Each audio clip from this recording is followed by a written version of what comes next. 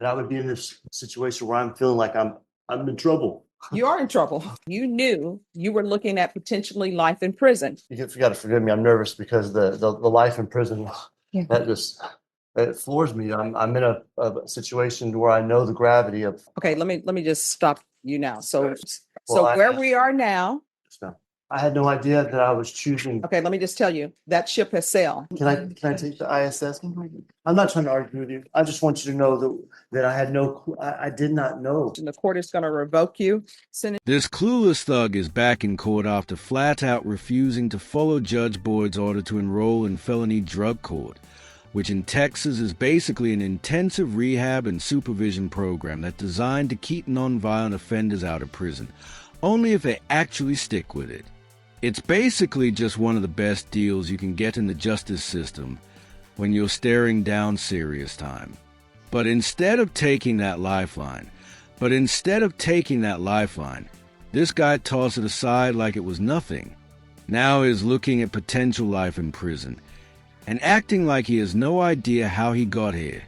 And just wait until you see his reaction at the end. It's just priceless in the worst way.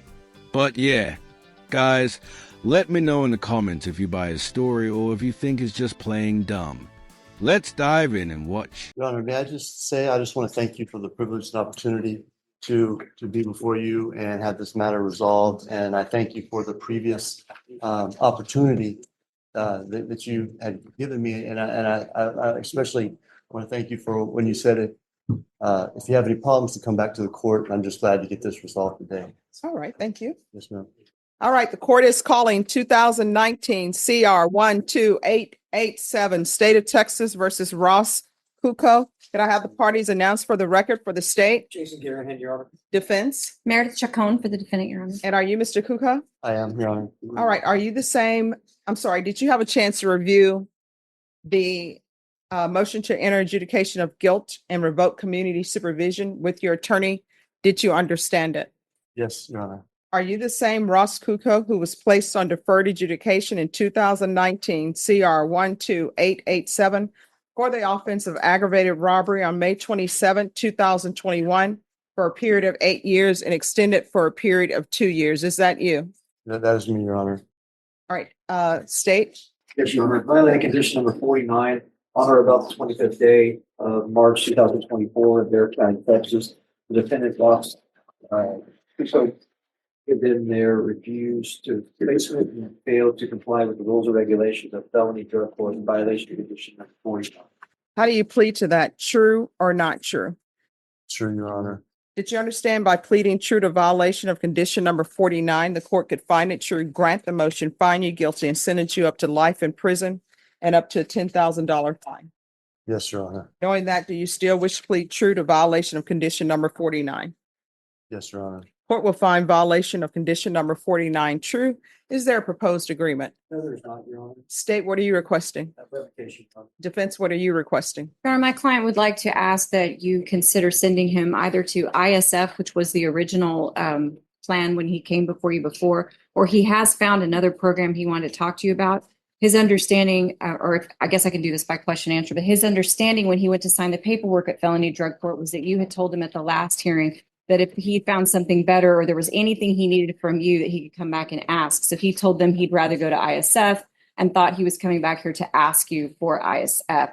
So technically he did not sign, but he wanted to be able to address you about that. If I could ask him just a couple of questions. Sure, but before we do that, I will tell you that this is his fourth motion to revoke. Yes, Your All Honor. right, you can raise your right hand. Do you solemnly swear affirm the testimony you give will be the truth and nothing but the truth, so help you God? I do, Your Honor. All right, you can lower your hand, state your name for the record. My name is Ross Kuko. All right, defense. Mr. Kuko, you understand that when you were here previously on a motion to revoke, you were ordered and agreed to go to felony drug court, correct? And yes, and that was Okay. a great privilege, and I take it very seriously. The privilege of being able to do that. Okay. So then when you went to felony drug court and you did your appointment to get everything set up to start there, what was the reason you would not sign the paperwork? Well, because it's a very intensive program, and I just felt at that time that I'd love the opportunity still to do it. but I don't feel like I was given a shot out of the gate. I wanted to be able to have transitional before I just wasn't ready yet for the drug program just yet. Oh, this is not a good look, my friend. For anyone who's not familiar, drug court in Texas is basically a structured court-run rehab program. All you have to do is check in regularly, get treatment, and stay under strict supervision instead of going to prison. It is tough if you have addiction problems, but it's basically a golden ticket compared to doing years behind bars. Last time he was here, Judge Boyd gave him the exact opportunity instead of sending him away for 8 years on his armed robbery case. All he had to do was sign up, show up, and stick to the plan. But what did he do? He straight up just refused. He told the court he didn't want to do it. It's like turning down a parachute because he didn't like the color. Except the fall here is measured in decades.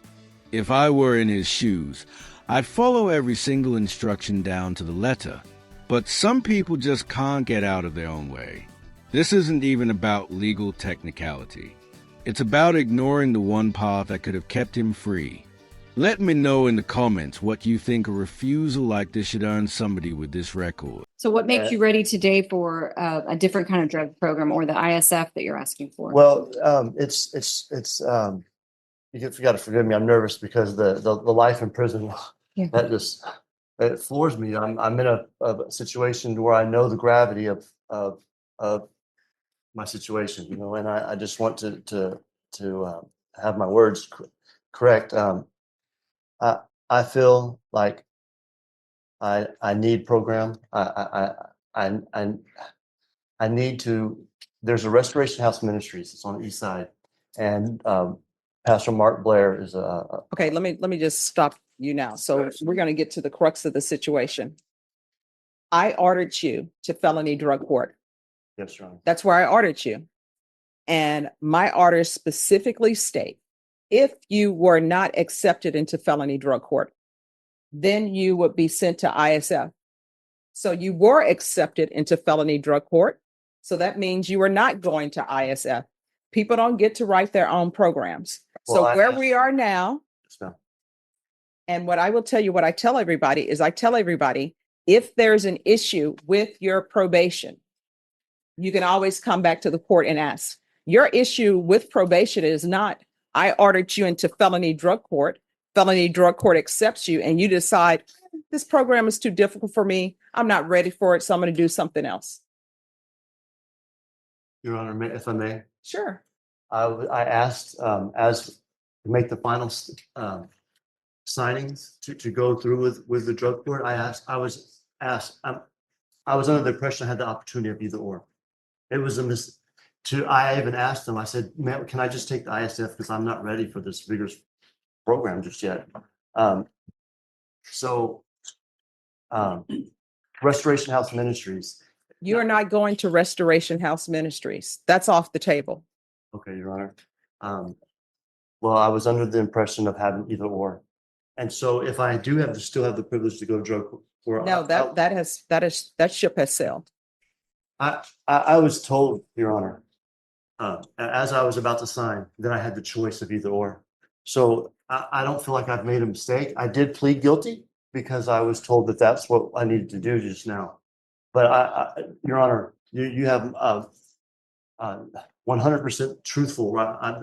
If you could ask the ladies there at drug court, I asked them plainly. All right. So this is what I want you to understand. I ordered you to go to felony drug court. The order was, if you were not accepted into felony drug court, then ISF.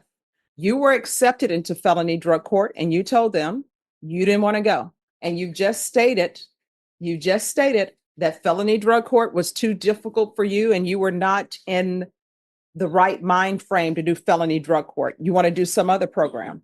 What I'm telling you is I made my order and I expect for people to follow my orders. If everybody could write their own program, your attorney would not have a job. The state wouldn't have a job because everybody would be doing beautifully.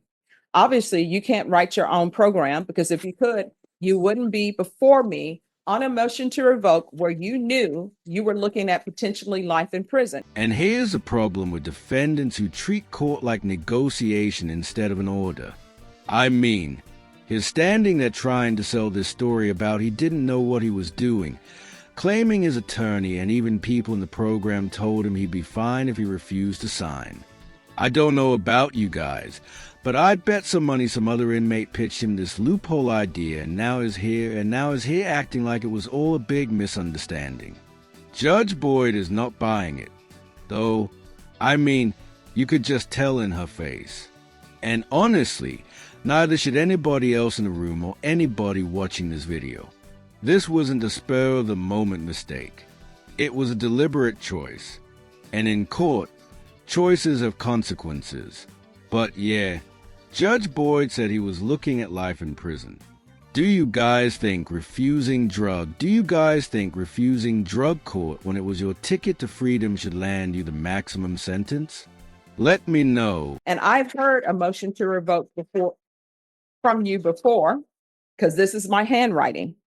And it was a violation of condition number 2. And I ordered, deny, alternate amend conditions to refer to felony drug court. If not accepted into felony drug court, then state ISF. And that's And why I that's where thought, we are. yes, Your Honor. That's why I thought that I had the opportunity to choose. I was not under the impression in any which way that if I said I do not want to take this drug court, that I would be in this situation where I'm feeling like I'm in trouble. You are in trouble. Because I had no clue that that's what I was choosing at the moment. All right. So this is what the court is going to do. The court is finding violation of condition number 49 true.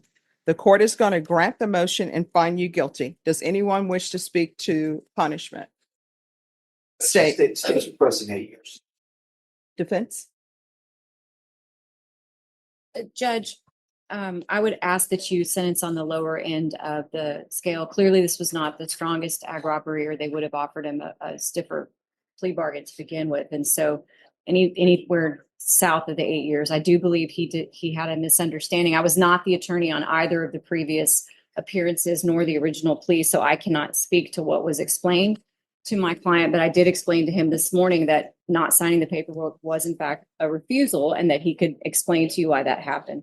So I would just ask that you give him credit for the time that he has served and give him on the lower end of the sentence. All right. And probation, has he paid restitution or was restitution ever determined for Crystal Simpson?